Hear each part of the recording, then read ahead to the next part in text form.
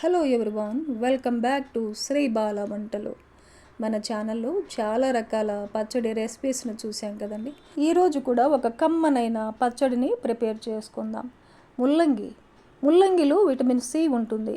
ఇది రోగనిరోధక వ్యవస్థను పటిష్టపరుస్తుంది. ముల్లంగిలో ఉండే యాంటీ ఆక్సిడెంట్లు శరీరంలోని ఫ్రీ రాడికల్స్ని బయటికి పంపించడంలో సహాయపడతాయి. దీంతో ఇన్ఫెక్షన్లు తగ్గుతాయి.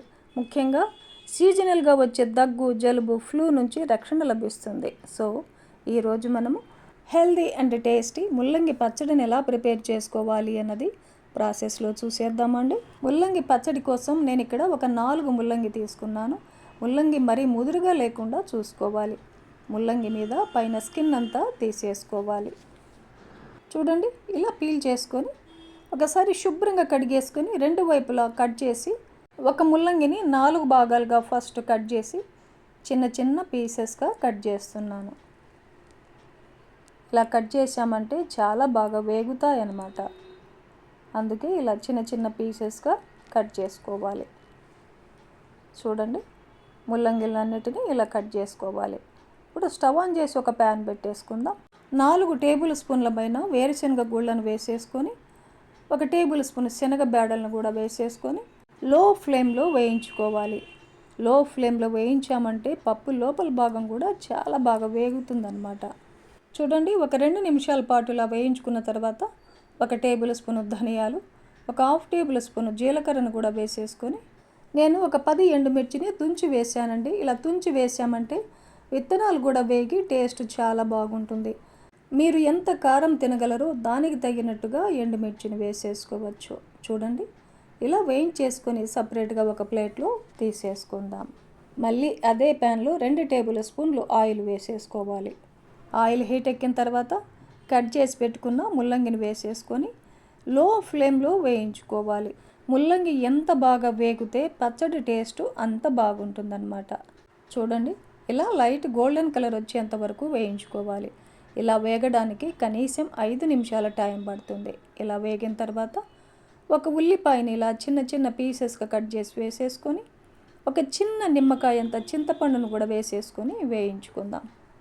ఈ ఉల్లిపాయల్లోనే చింతపండును కూడా వేసామంటే బాగా వేగిపోతుంది. ఉల్లిపాయలు, చింతపండు ఇలా వేగేంత వరకు వేయించుకోవాలి. ఇలా వేయించుకున్న తర్వాత స్టవ్ ఆపేసి పూర్తిగా చల్లారనిద్దాం. ముందుగా వేయించి పెట్టుకున్న పల్లీలు, ఎండుమిర్చి ఇవన్నీ కూడా మిక్సీ జార్లో వేసేసుకొని మూత పెట్టేసి కొంచెం బరకగా మిక్సీ పట్టేసుకోవాలి. వేయించి పెట్టుకున్న ముల్లంగి, ఉల్లిపాయలు, చింతపండు ఇవన్నీ కూడా వేసేసుకొని టేస్ట్కి సరిపడా సాల్ట్ వేసేసి మూత పెట్టేసి మిక్సీ పట్టేసుకుందాం. చూడండి, ఇలా మిక్సీ పట్టుకున్న తర్వాత కొద్దిగా హాట్ వాటర్ వేసేసుకొని ఒక్కసారి మిక్సీ ఆన్ చేసి ఆఫ్ చేసామంటే మనకు రోటి పచ్చడిలాగా ఉంటుందన్నమాట. ఇలా మిక్సీ పట్టుకున్న పచ్చడికి పోపును పెట్టేసుకొని ఏదైనా గ్లాస్ జార్లో పెట్టేసి ఫ్రిడ్జ్లో పెట్టామంటే 3-4 రోజుల వరకు నిల్వ ఉంటుందండి.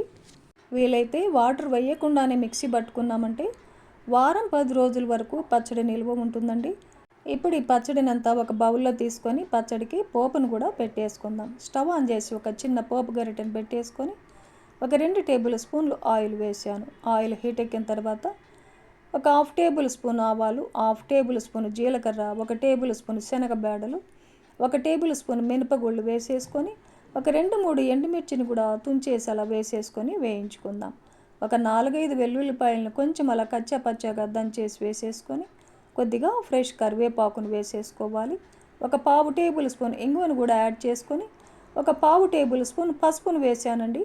మీరు కావాలంటే పచ్చడి మిక్సీ పట్టుకునేటప్పుడైనా పసుపును యాడ్ చేసుకోవచ్చు. ఇప్పుడు ఈ పోపునంతా బాగా వేయించేసుకొని పచ్చడిలో వేసేసుకొని కలుపుకున్నామంటే హెల్దీ అండ్ టేస్టీ ముల్లంగి పచ్చడి మనకు రెడీ అయిపోతుంది. ఈ పచ్చడి ఒక్కటి చేసుకుంటే చాలండి, అన్నంలో తినచ్చు, ఎన్ని రకాల టిఫిన్స్లోకైనా ఈ పచ్చడి చాలా చాలా బాగుంటుంది. చూశారు కదండి ముల్లంగి పచ్చడిని. ఈ ప్రాసెస్లో మీరు కూడా ఇంట్లో ప్రిపేర్ చేసి ఫ్యామిలీతో టేస్ట్ చేయండి. ఈ వీడియో నచ్చితే లైక్ చేయండి, షేర్ చేయండి, సబ్స్క్రైబ్ చేయండి. థ్యాంక్ యూ అండి. Thanks for watching.